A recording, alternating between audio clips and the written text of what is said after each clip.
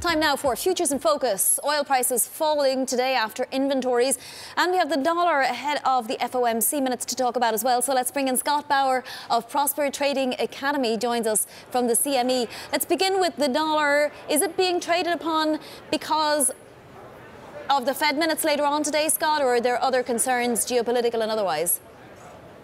There's definitely outlying concerns, but right now there's definitely cautious trade ahead of the Fed minutes. How hawkish are they going to be? You know, what is there going to be any sort of remarks to President Trump's content earlier in the week? So definitely cautious trade ahead of that, but there is momentum behind it. There is momentum to the upside in the dollar right now.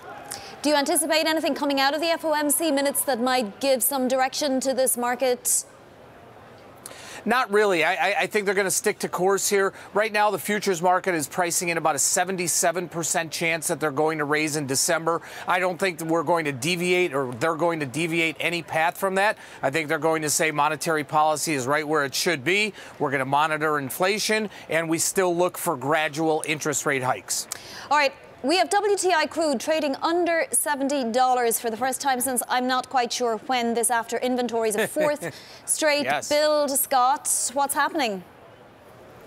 You know, this is pretty dynamic marketplace here because we have all the geopolitical concerns, you know, the Iranian sanctions coming up in a couple weeks here, yet we're starting to see big builds. Yesterday from API, we actually saw a draw, but the EIA numbers that just came out a few minutes ago showed a much larger than anticipated build in supplies here. So, you know, there's definite pressure on demand. Where is the demand right now? And we have so much supply out there. It is just right now a big push and pull between what we have in inventory versus the headline or geopolitical risk.